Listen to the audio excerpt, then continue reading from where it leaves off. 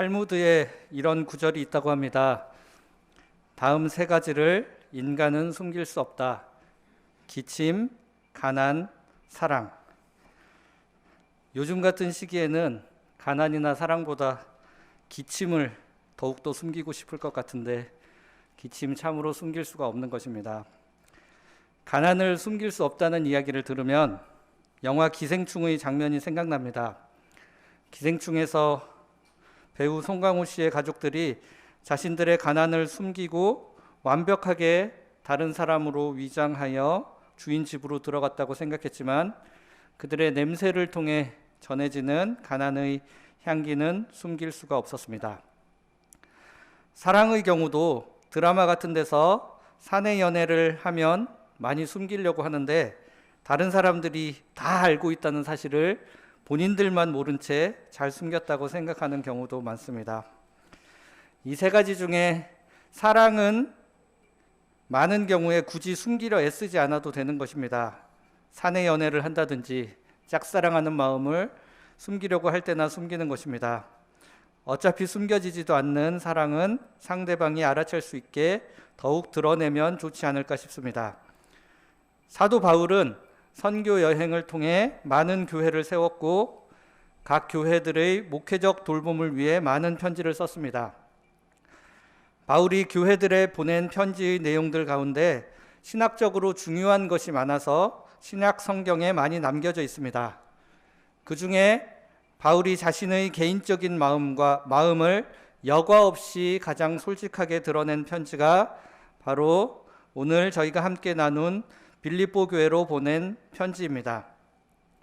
빌립보서 성경 구석구석에 빌립보 교회의 성도들을 향한 사랑의 마음이 가득 묻어 있는데 그중 오늘 저희가 함께 읽었던 1장 3절부터 11절까지 말씀에 특히 그런 마음이 많이 드러나 있습니다. 1장 3절 4절 말씀을 보셔도 내가 너희를 생각할 때마다 나의 하나님께 감사하며 간구할 때마다 너희 무리를 위하여 기쁨으로 항상 간구함은 1장 7절에도 이렇게 돼 있죠. 내가 너희 무리를 위하여 이와 같이 생각하는 것이 마땅하니 이는 너희가 내 마음에 있음이며 1장 8절에도 이렇게 돼 있죠. 내가 예수 그리스도의 심장으로 너희 무리를 얼마나 사모하는지 하나님이 내 증인이시니라. 느껴지십니까? 사도 바울의 이 마음이. 이 구절들 말고도 빌립보서 성경 전체에서 생각만 해도 꿀이 뚝뚝 떨어지는 것 같은 바울 사도의 마음이 군데군데 잘 나타나 있습니다. 오늘 저희가 함께 읽은 빌립보서 1장 3절부터 11절까지 말씀은 사도 바울이 이 사랑하는 빌립보 교회 성도들을 위해 마음을 다해 하나님께 기도하는 내용이 담겨 있습니다. 오늘 본문은 크게 나누면 바울의 두 가지 기도로 나눌 수 있습니다.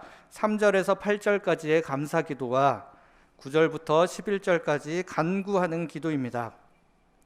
이 기도의 내용을 중심으로 오늘 말씀을 함께 나눌 텐데 이 본문에 담긴 빌립보 교회 성도들을 향한 사도 바울의 진심 어린 마음이 우리 한 사람 한 사람과 이 교회를 향한 하나님의 진심 어린 마음으로 변화되어 전달되기를 바랍니다. 먼저 3절에서 8절까지 기록된 감사 기도의 내용을 살펴보겠습니다.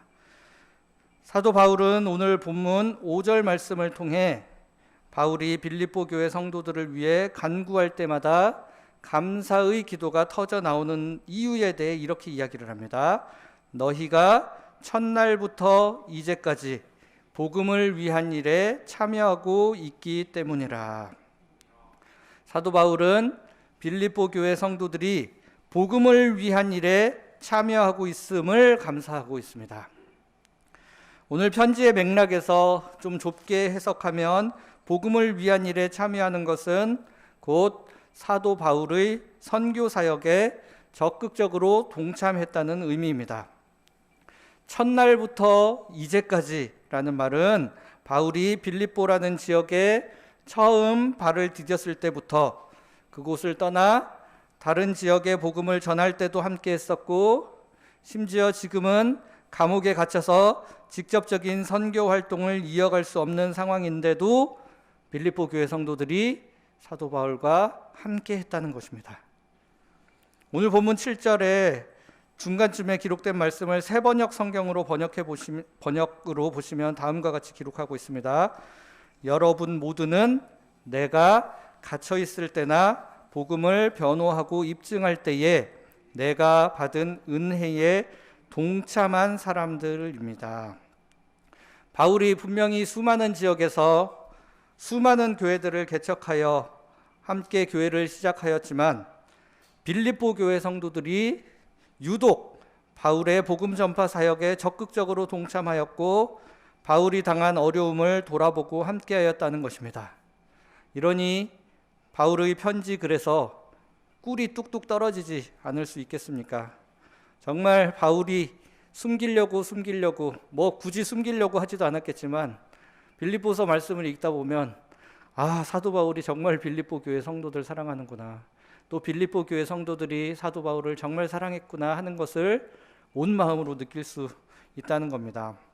그런데 오늘 5절과 7절 말씀에 사용되었던 참여하였다, 동참하였다, 내 은혜에 동참한 사람들입니다 할 때 그 동참하였다로 번역된 헬라어 단어가 여러분들도 잘 아는 단어입니다. 코이노니아라는 단어입니다. 그 단어나 아니면 그 단어의 파생어입니다.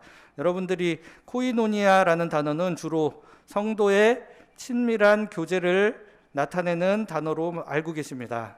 그러나 이 코이노니아가 성도의 친밀한 교제를 나타내는 단어로만 쓰이는 것이 아니라 오늘 본문의 의미와 같이 복음을 위한 일에 참여하거나 가난한 이들을 돕는 사역에 동참하는 것에 대한 뜻으로 사용되기도 했던 단어입니다. 대표적으로 로마서 15장 26절에도 이렇게 기록이 되어 있습니다. 이는 마게도냐와 아가야 사람들이 예루살렘 성도 중 가난한 자들을 위하여 기쁘게 얼마를 연보하였음이라. 연보라는 게 이제 구제 헌금을 드렸다라는 건데 이 단어가 바로 코이노니아라는 단어입니다. 그리고 히브리서 13장 16절에도 오직 선을 행함과 서로 나누어 주기를 잊지 말라. 하나님은 이 같은 제사를 기뻐하시느니라. 나누어 주다, 나누어 주기를 기뻐하다, 잊지 말라고 할 때 나누어 주다라는 단어 바로 코이노니아라는 단어입니다. 그러니까 코이노니아, 성도의 교제는 그냥 마음 맞는 사람들끼리 자주 만나고 교제하는 것 이상의 의미를 내포하고 있다는 것입니다. 가난한 자들을 사랑으로 돕고 나누는 일을 위시한 복음을 위한 일에 참여하는 모든 행위를 포괄하는 말이라고 할 수 있습니다. 그게 바로 코이노니아입니다. 제가 사랑누리교회에 있으면서 사랑누리교회는 친밀한 교제가 부족하다는 이야기를 정말 많이 들었습니다. 어느 정도 일리가 있는 지적이라고 생각합니다. 다른 교회들처럼 교회의 모임에 참여하라고 강요하거나 안 온다고 눈치 주지 않기 때문에 그것이 어느 순간 성도들 사이사이를 느슨하게 만들었을지 모르겠습니다. 물론 그런 느슨함을 더 선호하는 성도들도 계시기는 합니다. 저희 교회는 초창기부터 복음을 위한 일에 참여하는 것을 그냥 교회에서 행하는 사역에 참여하는 정도로 제한하지 않고 여러분들의 삶의 현장에서 하나님 나라를 이루는 것까지로 그 범위를 확장하여 가르쳐 왔습니다. 그래서 여러분들이 직장 안에서 하나님의 사람으로 잘 살아가는 것 또한 복음을 위한 일에 참여하는 것으로 가르쳐 왔다는 것입니다.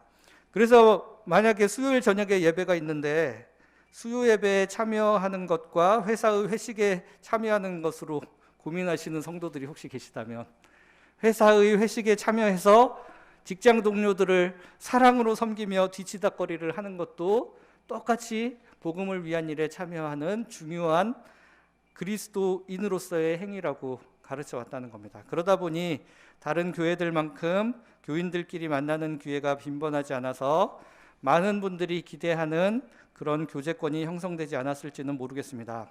그렇지만 오늘 본문에서와 앞선 로마서 히브리서 본문에서 이야기하는 가난한 사람들을 섬기고 사랑을 나누는 코이노니아는 다른 어느 교회보다 풍성하게 일어났다고 생각합니다. 저희 교회에서 미랄부를 통해 발달장애인 형제자매들을 사랑으로 돌보고 또 가난한 이들을 섬기려고 했던 그 많은 마음들, 이 모든 것들이 다 코이노니아라는 것입니다. 저희 교회 교우가 장례를 비롯한 어려운 일을 당할 때는 발벗고 나서 주셨고, 어려운 분들을 돕고 섬기는 지정헌금을 할 때는 이 지역의 어떤 교회들보다 더 적극적으로 나서서 그 일에 참여해 주셨기 때문입니다.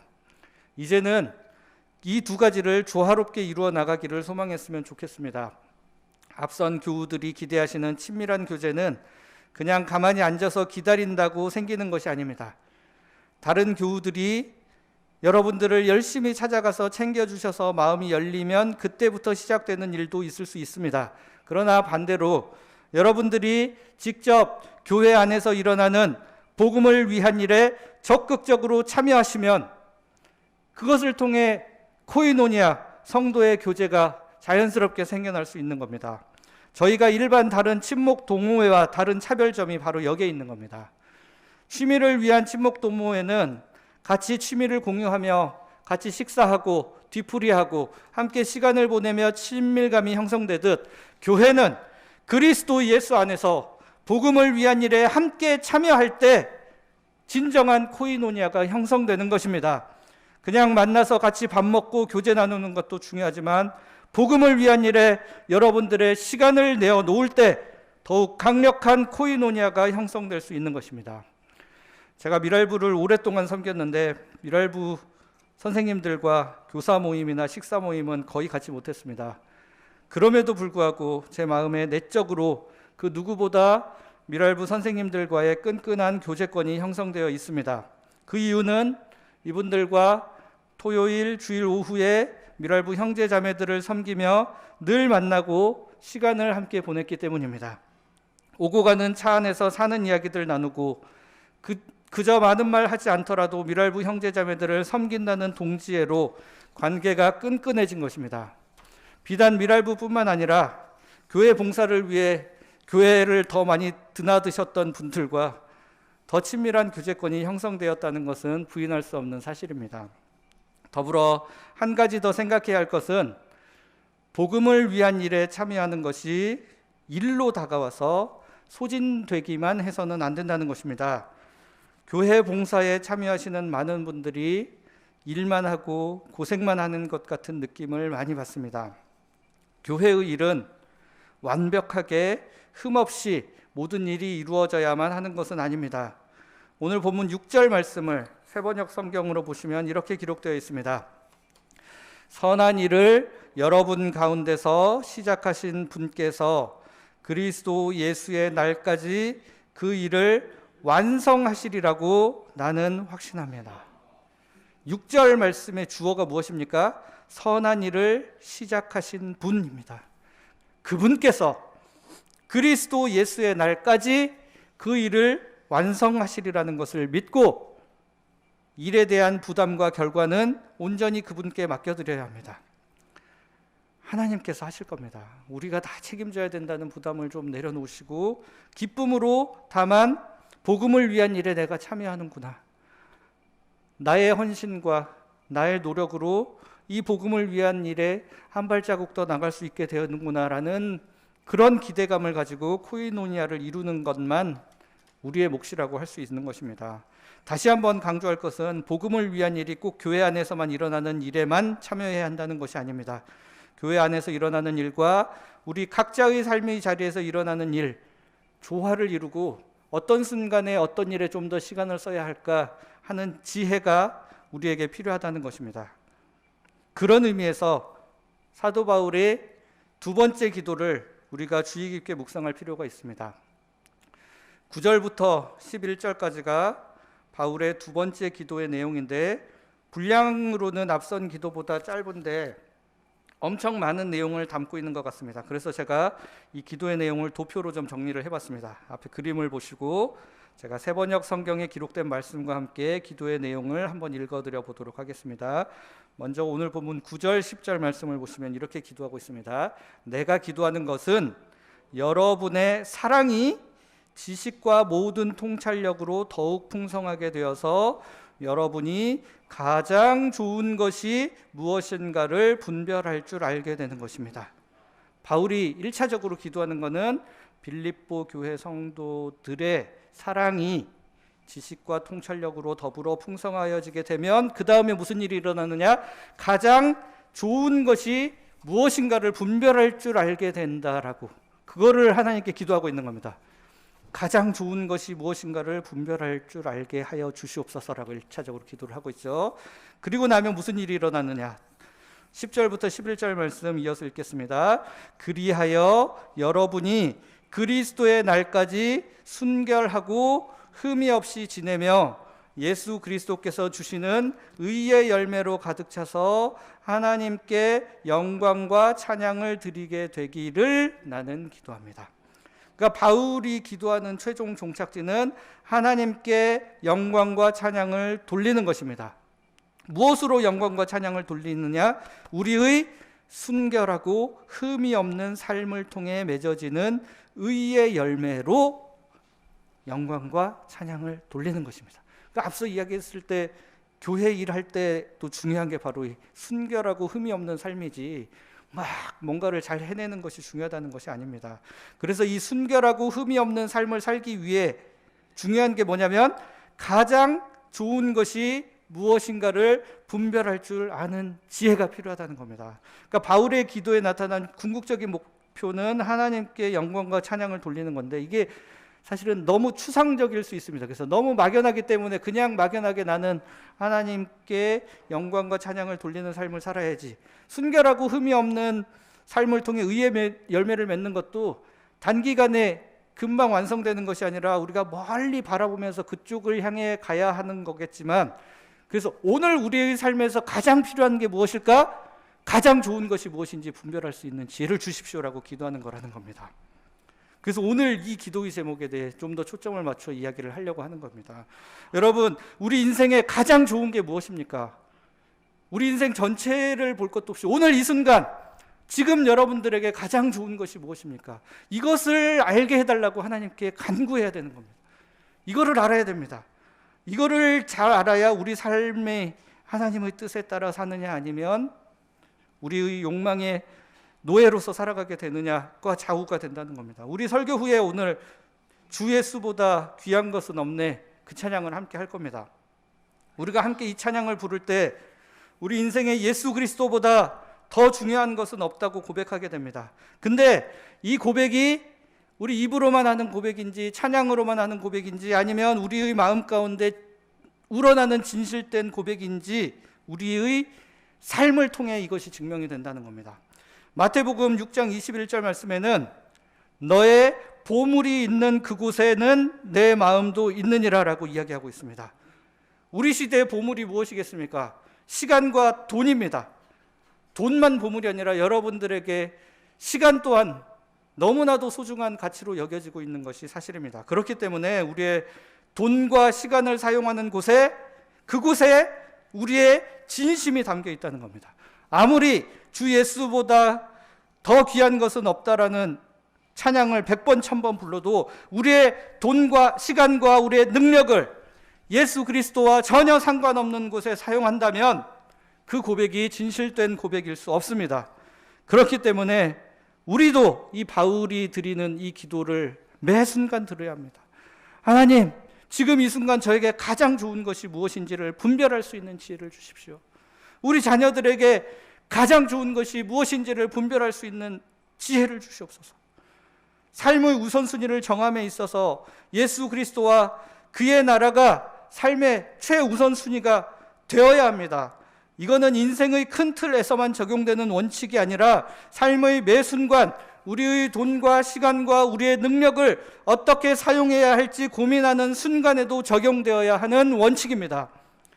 그리고 우리가 예수 그리스도와 그의 나라를 삶에 우선해 놓는다는 것은 다른 것은 과감히 포기할 수 있다는 말도 포함하고 있습니다. 우리는 가끔 지난주 설교 본문이었던 마태복음 6장 33절 말씀을 오해하는 경우가 있습니다.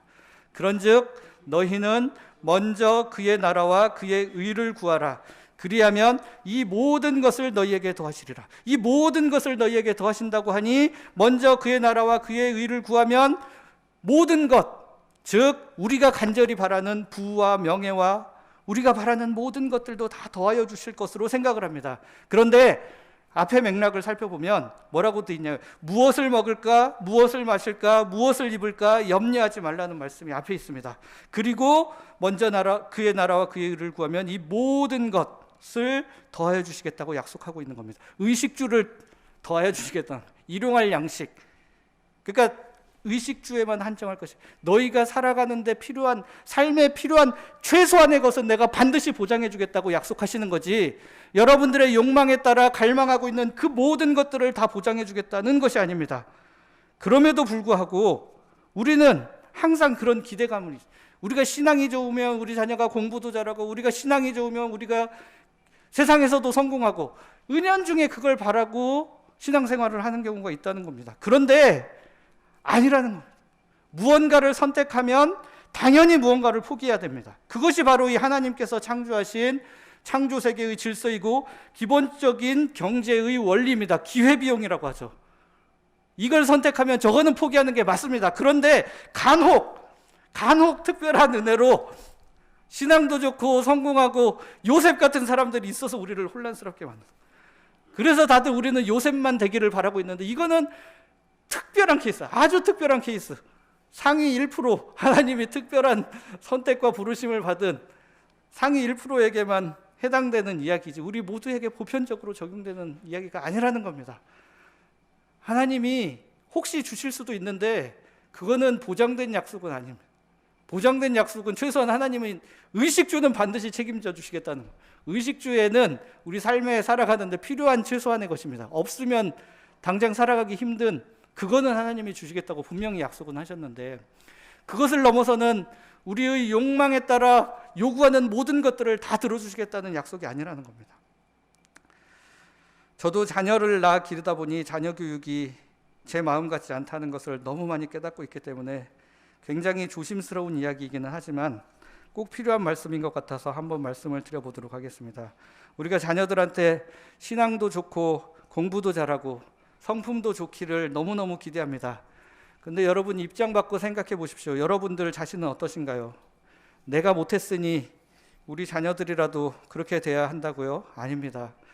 우리가 못했으면 우리 유전자를 그대로 물려받은 우리의 자녀들도 못한다고 봐야 됩니다. 간혹 돌연변이라는 게 있기 때문에 혹시 잘하는 애들이 나올 수는 있는데 70% 이상은 안 된다고 봐야 됩니다. 여러분들께서 자녀들이 공부 잘하는 것이 자녀들에게 제일 좋은 것이라고 생각한다면, 가장 좋은 것이 그것이라고 생각한다면 신앙이 좀 안 좋아도 성품이 좀 못됐어도 이해는 해주셔야 됩니다. 만약에 하나님을 잘 믿는 것이 제일 중요하다고 생각하신다면 공부 좀 못해도 이해를 해주셔야 된다는 말입니다. 우리 자녀들이 얼마나 숨막히겠어요. 공부만 잘해라 그래도 너무나도 벅차고 힘든데 공부도 잘하고 신앙도 좋고 성품도, 얼마나 숨막힙니까? 간혹 있습니다. 한 1% 정도 그런 애들이 있긴 있는데 대부분 그렇기가 힘들다는 겁니다. 그러니까 우리 자녀들이 교회를 잘 나오다가 고등학생만 되면 학원 가느라 교회 못 온다는 이야기를 많이 듣게 됩니다. 본인이 그런 선택을 고집하면 부모로서 자녀 이기기가 힘들고 마음대로 되지 않는 것 제가 너무나 잘 알고 있습니다. 저희 아이들은 6살, 8살인데도 제가 가르쳤는 대로 절대 따라오지 않습니다. 중학생, 고등학생이나 됐는데 얼마나 따라오려고 하겠습니까? 그럼에도 불구하고 계속해서 자녀들한테 이야기를 해줘야 됩니다. 일주일에 6일간 열심히 공부하고 주일에는 하나님께 예배드리고 주님 안에서 안식하는 시간이 정말 필요하다. 나는 부모로서 내가 주일에 교회도 안 가고 하나님께 예배도 드리지 않고 학원 가서 성적 잘 나오는 것보다 학원 하루 안 가고 공부 덜 하고 하나님께 예배드리고 주님 안에서 안식하느라 성적이 좀 덜 나오는 게 낫다고 생각한다. 반복적으로 주입해 주셔야 됩니다. 제가 저희 아버지께 너무나 감사한 한 가지는 바로 그겁니다. 저희 아버지께서 성적이 잘 나오든 못 나오든 최선을 다하면 된다. 이게 얼굴 표정은 안 그렇습니다. 분명히 잘 나올 때 훨씬 더 행복하시는 게 얼굴 표정에 드러남에도 불구하고 끊임없이 반복해서 주입해 주셨습니다. 주일에는 하나님께 예배드리는 게 중요하고 공부 좀 못해도 최선을 다했으면 그걸로 족하다. 계속 말씀을 해주셔서 저도 어느 순간 세뇌가 돼가지고 그게 맞구나라는 게 믿어지게 되었거든요. 여러분들 자녀들한테 세뇌시키면 됩니다. 반복 가스라이팅이라고 그러죠. 계속 긍정적인 가스라이팅을 해야 됩니다. 계속해서 반복해서 주입을 하면 될 수도 있습니다. 주일에 잘 쉬고 공부하면 효율이 좋아져서 성적이 더 잘 나옵니다. 이렇게 제가 말씀드리면 좋겠지만, 아시다시피 대부분은 주중에도 열심히 안 하기 때문에 주일에라도 조금 더 열심히 하는 게 성적 면에서는 분명히 더 나을 수 있다고 생각하는 게 합리적인 판단입니다. 그런데 그거보다 더 중요한 게 있기 때문에, 비록 주중에 공부 열심히 안 했어도 주일에 하나님께 예배 드리는 것은 더 중요한 일이기 때문에, 일주일에 하루, 매일 교회에서 살으라는 이야기가 아니지 않습니까? 일주일에 하루 하나님께 시간 내어드리고 하나님 안에서 안식하는 연습을 아주 어린 시절부터 해야 된다는 겁니다. 그게 우리 인생에 얼마나 중요한 일인지를 여러분들이 우리 자녀들한테 반복해서 교육을 해주셔야 된다는 겁니다. 최소한 부모가 적극적으로 나서서 고등학교 때까지는 공부 열심히 하고 대학 가서 예수 잘 믿으면 되지, 이런 이야기는 하지 않아야 된다는 겁니다. 이런 이야기가 부모의 입에서 나오면 그 순간 자녀들의 신앙교육은 다 실패한 겁니다. 자녀들의 마음속에 우선순위가 공부구나, 신앙은 약간 뒤로 미뤘다가 대학 가서 하면 되는구나, 대학 가면 잘하는 줄 아십니까? 아닙니다. 부모 품을 떠나면 더 안 하죠. 그 안 하던 버릇이 어디 가겠습니까? 자연스럽게 하나님 믿는 것을 후순위로, 그러니까 이게 너희들은 하나님 믿는 게 후순위야 라고 말을 해줘서 아는 게 아니라 여러분들의 삶과 다른 말들을 통해 은연중에 드러나는 그 모든 것들이 우리 자녀들에게 전달이 된다는 것입니다. 그렇기 때문에 자녀들한테 뭘 가르쳐야 되냐면, 선택에는 반드시 대가 지불이 필요하다. 그렇기 때문에 더 좋은 걸 위해 좀 덜 중요한 거는 과감히 포기할 줄 아는 마음이 필요하다. 우리의 인생에 제일 중요한 건 바로 하나님을 믿는 것이고, 하나님을 사랑하고 이웃을 사랑하는 것이 우리 인생에 가장 소중한 것이다. 그렇기 때문에 좀 덜 가치 있는 그거는 좀 포기하더라도 이쪽을 선택하는 것이 낫다라고 가르치는 것이 올바른 교육입니다.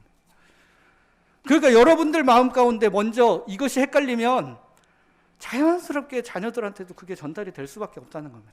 여러분들 마음 가운데 가장 소중한 것이 무엇인지를, 우리의 마음 가운데 정말 소중한 것이 무엇인지를 우리 자신이 스스로 자신 있게 하나님 앞에 이야기하지 못한다면 어떻게 자녀들, 나아가서 우리 직장 생활을 통해서 어떻게 하나님 나라를 전할 수 있겠습니까? 둘 다 잘해야 된다고 가르치는 것이 아니라 더 중요한 것을 위해 덜 중요한 것을 포기할 줄 알아야 한다고 가르쳐야 한다는 것입니다. 마태복음 13장 44절 말씀입니다. 천국은 마치 밭에 감추인 보화와 같으니 사람이 이를 발견한 후 숨겨두고 기뻐하며 돌아가서 자기의 소유를 다 팔아 그 밭을 사느니라. 여러분, 밭에 감추인 보화도 얻고 우리가 그동안 가지고 있던 소유를 둘 다 소유하는 방법은 없습니다. 여러분들의 소유를 팔아서 정말 소중하고 가장 좋은 보화를 얻기 위해 그것을 다 팔아서 밭을 사야 하는 것입니다. 정말 드물게 믿음도 좋고 세상적으로 남들이 부러워할 만한 것들도 다 가진 사람들이 간혹 있는데, 그런 사람들을 우리가 부러워할 필요가 없습니다. 왜냐하면 그런 사람들은 하나님께 받은 것이 많기 때문에 더 많은 헌신으로 하나님께 응답해야 마땅하기 때문입니다. 혹시라도 많이 받은 그 사람들이 하나님께 갚지 않으면 더 많은 심판의 그들을 기다리고 있다는 이야기가 성경에 많이 나와 있습니다. 대표적으로 누가복음 12장 48절 후반절에 무릇 많이 받은 자에게는 많이 요구할 것이요 많이 맡은 자에게는 많이 달라 할 것이니라. 네, 이런 면에서 보면 조금 받는 것도 그렇게 나쁘지 않습니다. 조금 받았으면 대신 조금 받은 거나 열심히. 그래서 5달란트 받은 사람을 너무 부러워할 필요, 1달란트라도 열심히 잘 해서 하나님께 갖다 드리기만 하면 되는 겁니다. 하나님께서 저희에게 주신 것은, 그거는 우리 다 가지라고 우리의 사유물로 주신 것이 아닙니다. 하나님의 것을 맡아서 하나님의 필요에 따라 사용하는 청지기로서 부름을 받았기 때문에, 혹시 하나님께서 비상한 머리를 주셨거나 특별한 재능을 주셨거나 부와 명예를 주셨으면 그것은 온전히 하나님을 위해 사용해야 마땅합니다. 그렇기 때문에 부자가 하나님의 나라에 들어가는 것이 낙타가 바늘길을 통과하는 것만큼이나 힘들다는 겁니다. 더 많이 노력하고 더 치열하게 고민하지 않으면 요셉 같은 사람들은 하나님 나라에서 생존하기 힘들다는 겁니다. 그거 제대로 못하면 하나님께서 더 큰 책망으로 심판하실 거라고 성경이 경고하고 있는 겁니다. 그렇기 때문에 우리는 더 많이 가진 사람들을 부러워하며 그들을 쫓아갈 필요 없이 지금 우리 삶에 바라시는 가장 좋은 것이 무엇인지, 그 길이 어떤 길인지 하나님 앞에서 잘 분별할 수 있는 지혜를 달라고 간구해야겠습니다. 그 좋은 것을 얻기 위해 우리의 돈과 시간을 기꺼이 내어줄 수 있는 사람들이 되어야겠습니다. 그럴 때 비로소 우리는 순결하고 흠이 없는 삶을 살아가며 예수 그리스도께서 주시는 의의 열매를 맺는 삶을 살게 될 것입니다. 그리고 그것을 통해 하나님 아버지께 영광과 찬양을 올려드리게 될 것입니다. 복음을 위한 일을 참여할 때 아까 앞에 지금은 교회에서 봉사를 해야 되나 아니면 삶의 현장에서 열심히 하나님 나라를 증거하는 삶을 살아야 하나 고민이 될 때 이 기도를 드려야 됩니다. 주님, 이 순간 하나님이 바라시는 가장 좋은 것이 무엇입니까? 그것을 잘 분별할 지혜를 주십시오. 그래서 삶을 관성에 여러분들의 삶을 내맡긴 채 그냥 밖에서만 열심히 꾸준히 살아가지 말고 하나님의 감동이 있을 때는 과감히 교회 안에 들어와서 교회를 위하여 교회를 세워가는 일에 봉사하고 희생하고 헌신하는데 여러분들의 돈과 시간도 아낌없이 드릴 줄 알아야 합니다. 또 때로는 하나님께서 이제 너무 교회 안에서만 있었으니 좀 나가야 되지 않겠느냐 마음에 부담을 주실 때는 미련 없이 또 나가서 하나님 나라를 증거할 수 있는 삶을 살아야 합니다. 지금 이 순간 가장 좋은 것, 하나님께서 우리에게 바라시는 가장 좋은 것이 무엇인지를 잘 분별할 수 있는 지혜가 여러분들과 함께 하시기를 바랍니다. 이제 말씀을 맡겠습니다. 오늘 사도 바울께서 빌립보 교회 성도들을 생각하며 하나님께 간구하였던 기도의 제목이 우리 모두의 기도의 제목이 되기를 바랍니다. 복음을 위한 일에 적극적으로 참여함으로 아름다운 신앙의 공동체를 이뤄갈 수 있게 되시기를 바랍니다. 가장 좋은 것이 무엇인지 분별하여 그리스도 예수의 날까지 순결하고 흠이 없는 하나님의 사람들로 성장해 가시기를 바랍니다. 이제 오늘 말씀은 다 마무리가 되었고 이제 마지막으로 제 개인적인 감사의 인사를 전해야 할 시간입니다. 9년이라는 시간이 참으로 빠르게 흘러간 것 같습니다. 이제 제가 사랑누리교회를 떠나 또 새로운 하나님의 부름을 찾아 가야 할 때가 되었습니다. 아직도 잘 실감이 나지 않습니다. 제가 감히 바울 사도께 견줄 깜냥은 되지 않지만 사랑누리교회를 향한 제 마음만은 사도 바울께서 빌립보 교회를 향해 가지셨던 사랑의 마음에 결코 뒤지지 않을 것이라고 생각합니다. 그리고 담임 목사님을 비롯한 우리 사랑누리 교회가 저와 저희 가정에 나눠주신 사랑의 크기 또한 빌립보 교회 성도들이 바울 사도께 보냈던 사랑의 크기에 결코 뒤지지 않는다고 생각합니다. 지난 9년간 저는 제 인생의 가장 빛나는 30대를 사랑누리 교회와 함께 할 수 있어서 영광이었고 진심으로 행복했습니다. 그 중에서 우리 미랄부 발달장애인 형제자매들과 함께 할 수 있었던 것이 제 인생의 가장 큰 축복이고 가장 큰 배움이었고 가장 큰 사랑을 배워가는 시간이었습니다. 저희의 영적인 우정과 교제가 그리스도 예수의 날까지 이어져서 주님 안에서 서로를 바로 세우는 따뜻한 위로의 관계, 건강한 비판의 관계로 이어지기를 소망합니다. 하나님께서 이 교회를 너무 사랑하시는 것을 제가 잘 알고 있습니다. 김정태 목사님과 모든 성도들이 한 마음으로 지금처럼 한 걸음씩 나아가신다면 계속해서 하나님께서 기뻐하시고 한국 사회의 본이 될 만한 교회를 이루어 가실 수 있을 것이라 믿습니다. 그런 은혜를 주시도록 저도 마음을 다해 계속 기도하도록 하겠습니다. 감사합니다. 이 시간 우리 함께 기도하도록 하겠습니다. 하나님께서 지금 이 순간 우리에게 바라시는 가장 좋은 것이 무엇인지 옳게 분별할 수 있는 지혜를 주시도록 그것이 기쁨으로 복음을 위한 일에 동참하는 삶으로 이어져서 아름다운 하나님의 공동체를 이루어가는 우리 모두가 되게 해달라고 함께 기도하도록 하겠습니다.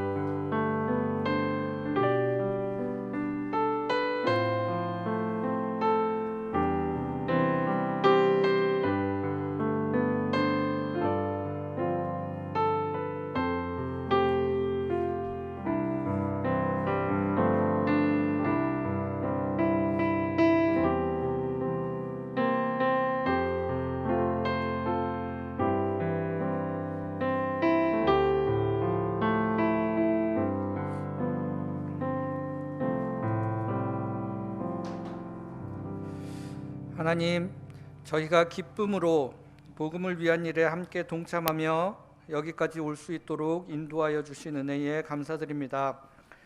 저희의 사랑이 지식과 모든 통찰력으로 더욱 풍성하게 되어서 저희 삶에 가장 좋은 것이 무엇인지를 분별할 수 있도록 도와주시옵소서. 그리하여 우리 모두가 그리스도 예수의 날까지 순결하고 흠이 없이 지내며 예수 그리스도께서 주시는 의의 열매로 가득 차서 하나님께 영광과 찬양을 드리게 되기를 간절히 원합니다. 예수 그리스도의 이름으로 기도드렸습니다. 아멘.